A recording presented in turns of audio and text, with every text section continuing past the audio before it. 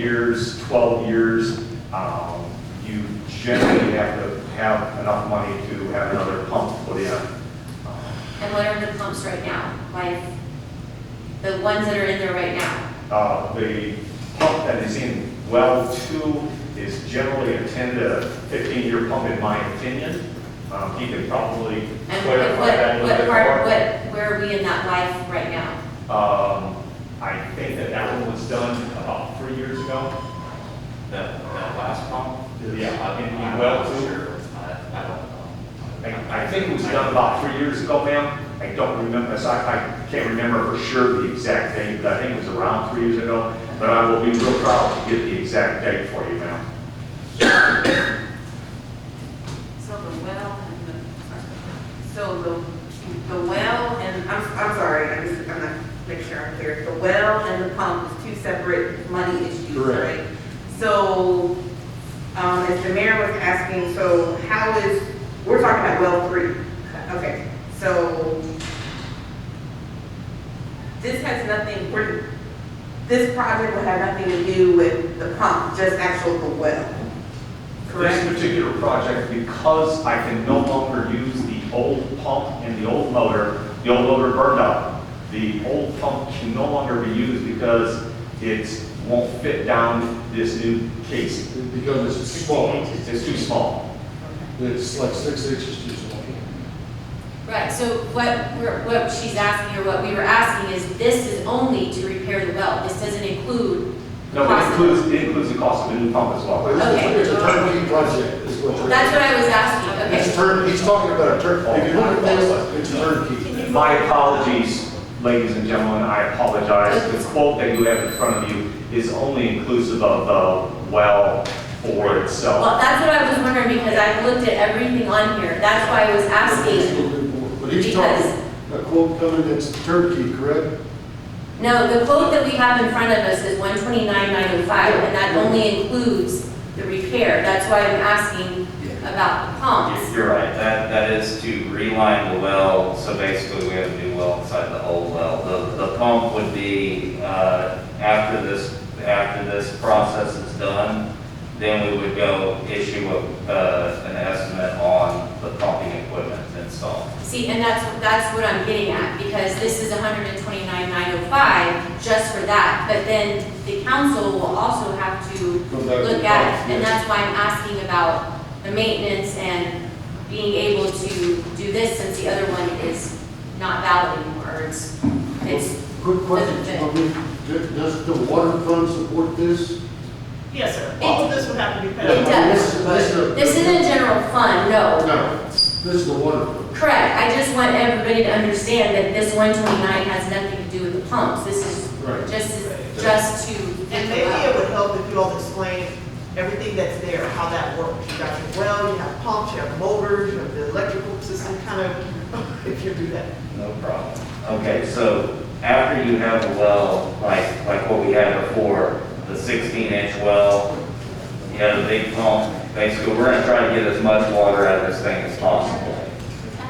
So after you install the smaller casing, which 10 inches is the largest that we can go, we will then provide a pump that would be a submersible pump.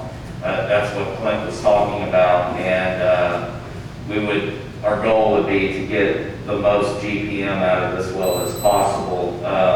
He was estimating that we would get, at the current conditions right now, about 1,200 gallons a minute.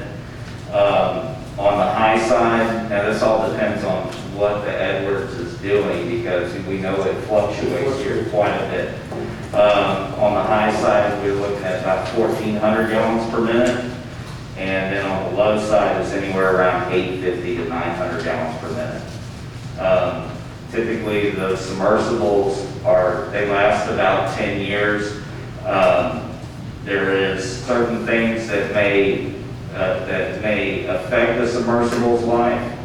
Like if you have somebody turning it off and on all the time, it's an electric motor that is underwater, so that adds wear and tear to the motor. Typically, the motors fail before the pump actually fails. You could have a lightning strike averages. There's all kinds of things that they can play into a well not, or the pumping equipment failing, sucks up a rock or something. But more than likely, what we got here is we'll go in with a submersible. You don't have to do any oil changes on it. It's pretty much out of sight, out of mind until it goes down from power surge or the motor ends up burning up over time. When that happens, then you have to have a rig come out, pull the whole string out, and they do an inspection.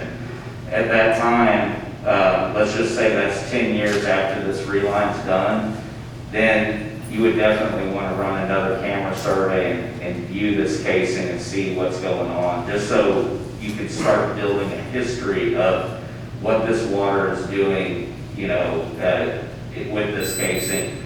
Once you start having some growth occur, it may be clean after 10 years, and you put another sub in, and it might last another 8, 10 years. You pull it out, run another camera, and if you start seeing this growth, then you could just run in with a brush and do some maintenance like that to keep the well clean. But typically, a submersible pump is like pretty much zero maintenance. It's run till failure, and those type of pumps, we can get those in the city pretty much same day. It's a real fast turnaround with those. How much is the pump and how much to install it? I'm estimating it, which I haven't run all the numbers, but we're talking about electrical cable, pump, motor, column pipe, all that stuff that's going to go on there, and control panel. It's going to probably be around in the neighborhood of 50,000. Which is why I wanted to say that out loud. Yep.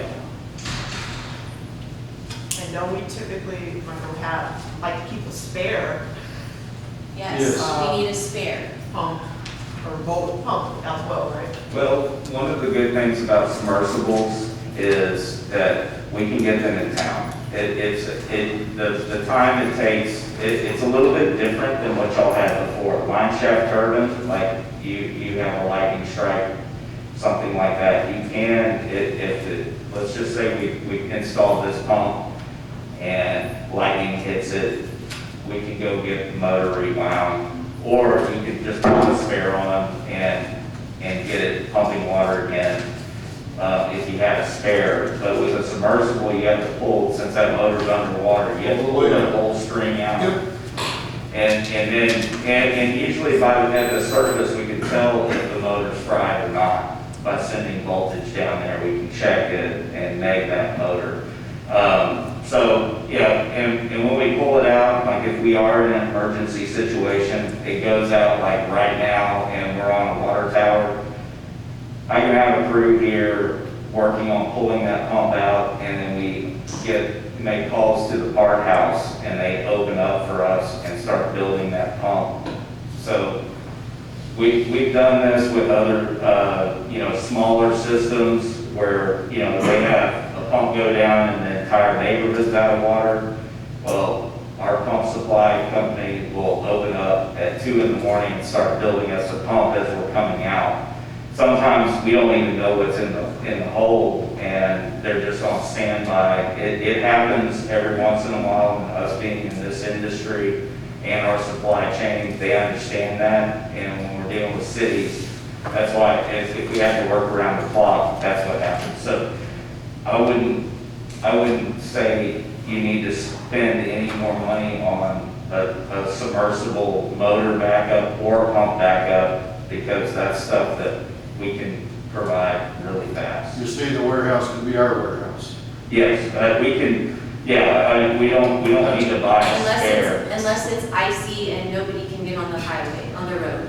That's a problem. I'm with just ice. saying, because. I mean, the problem also with that, because we experienced that as well. Right. Our suppliers made it to the place, so if you dare to drive over there and pick it up, we still have to get a rig down the road, and if it's on ice, I mean, we'll go pull a pump on Christmas morning if we have to, just to to help people. But if it's sending a semi down the road on ice, that's a whole different ballgame. So that was an unusual situation. And once you install, if you don't have power, you can't even test it. Right. So we ran into a really unique situation just not long ago. So one that none of us have ever experienced, or I haven't, and it was statewide. So, but other than that, I mean, we can get the replacement equipment fast. So with this one, so just to be clear, this price, $129,000 with the well, are you saying we don't need to also right away get the pump and motor? Right. We would not recommend, anytime we're entering the well with a brush, let's just say if the well appeared to be in okay shape and there's a lot of growth on the casing and we're gonna run a brush in there, we don't ever recommend to order the pump before the rehab because anything could happen. We start brushing and then we open up holes and then if you had a pump on order, like $50,000 pump on order, once it's on order, it's already getting built and it's delivered, and you run across holes like this, and then we gotta go in with a liner, then that pump won't fit.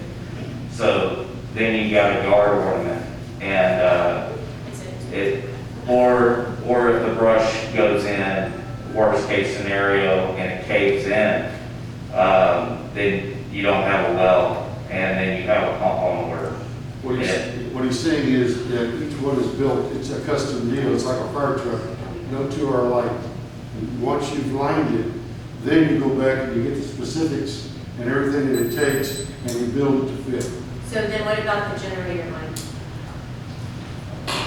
The generator for well 3 The cost of the is, generator. the generator itself still works. We now have a contract with a service provider to come in and service it for us. Okay.